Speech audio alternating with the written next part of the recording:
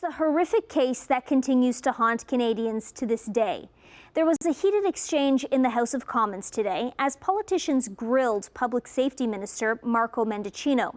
The Correctional Service of Canada says it informed the minister's office that serial rapist and murderer Paul Bernardo would be transferred to a medium security facility months before the move happened. But Mendicino says he wasn't informed by his staff until it was too late. Canada's most notorious killer, Paul Bernardo, was quietly transferred from a maximum security prison in Ontario to a medium security facility in Quebec on May 29th. At the time, Canada's Public Safety Minister, Marco Mendicino, expressed his shock. Now, this minister claimed this was all a big surprise to him. However, we learned today that his office knew in early March and was informed again in May. In other words, he did know, and what he said was false. Will he resign? We now know that Correctional Services Canada emailed Mendicino's office twice before Bernardo's transfer date, advising his staff that the high-profile killer would be moved. The first email was sent March 2nd, and then another one on May 25th. Mr. Speaker, nothing could be further from the truth. As I said earlier, I was informed on May 30th, the day after Paul Bernardo was physically transferred to a medium security institution. And at that time, I took immediate action expressing the concerns of the families of Leslie Mahaffey and Kristen French to the Commissioner. There is an internal review process. I have also made it clear to my staff that this should have been briefed immediately. Corrective steps have been taken. I have dealt with it, and we will now always defend the rights of victims. It's been 30 years, but Canadians have not forgotten the horrific crimes of the couple dubbed the Ken and Barbie killers. Paul Bernardo and his wife, Karla Homolka, a picture-perfect couple on the outside who hid their sadistic sexual fantasies. Bernardo raped at least 14 women. He killed 14-year-old Leslie Mahaffey and 15-year-old Kristen French.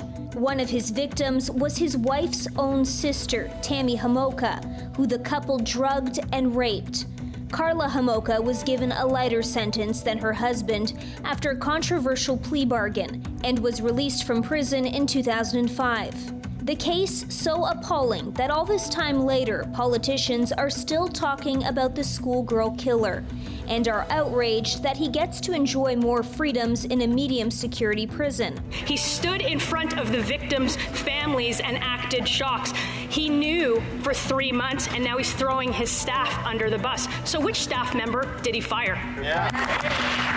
Mr. Speaker, you're absolutely right. I stood with the families of Kristen French and Leslie Mahaffey because I have great care for them, as do all Canadians. That's why I called the Commissioner to express my concerns. That's why she's conducting a review of the decision. That's why I'm issuing new instructions to the CSC. Whether Mendicino knew about the transfer ahead of time or not, Correctional Services Canada says the transfer of inmates is up to the Correctional Service and not the minister or his office.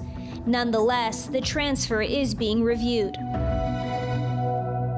Joining us now with more on this is criminal defense attorney Ari Goldkind. Ari, what do you make of Minister Mendicino's office knowing about Paul Bernardo's transfer months before it happened? Well, what we know right now, as of us speaking, is that he's saying his office knew, but they didn't tell him. Pierre Poilievre certainly doesn't accept that, called him a liar today, which is a strong accusation. I think there's going to be a bit of a scandal brewing here. And about a week and a half ago, I went on air and said, I think Marco Mendicino knows more about this than he's letting on with that "I'm outraged" letter asking for an explanation. And I said very openly that the idea that the jail would move Paul Bernardo, Canada's most notorious killer, without somebody in the public safety minister's office at least knowing about it, is not something I believe and not something I accept. And now we know that his office knew way back in March, but somehow with Canada's most notorious person, they didn't tell their boss. I have a real problem accepting that. What is the difference between a maximum and a medium security prison, and why would a serial killer be transferred to a less secure facility? So there's a number of moving parts here. First of all, somebody's classification can be changed. They're not an escape risk. There may be better programming somewhere. They may need his bunk at Millhaven because of the rash of crime that we're all talking about now in our cities. The real problem that's led to this is the lack of transparency, the lack of sunlight that Correctional Services has had to explain to Canadians. And there can be good reason to move somebody. I know everybody says, let's have them do hard time. I understand that.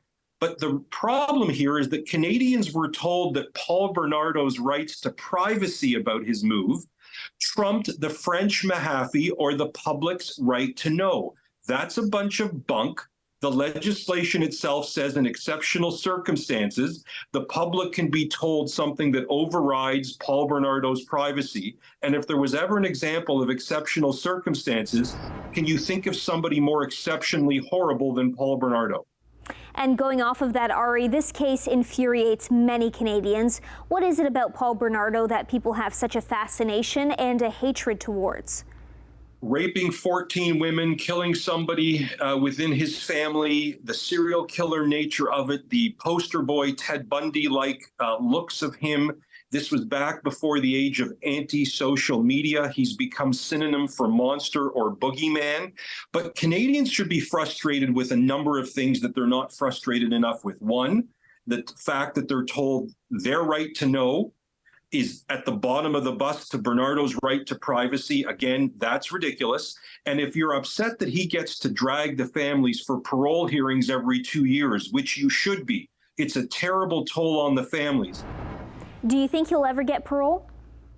I had said a number of years ago when he did horribly at his parole hearing that the chances of him getting parole are the equivalent of me and you flying to the moon tomorrow. I don't think you and I are going to the moon, but when you move somebody from max security to medium, one of the reasons you tend to do that is because you're starting to create the environment where their parole pitch, their appeal for parole starts to take on more heft. Do I think he'll ever get parole? No, but this move doesn't give me confidence in my own answer. All right, thank you. That's Ari Goldkind.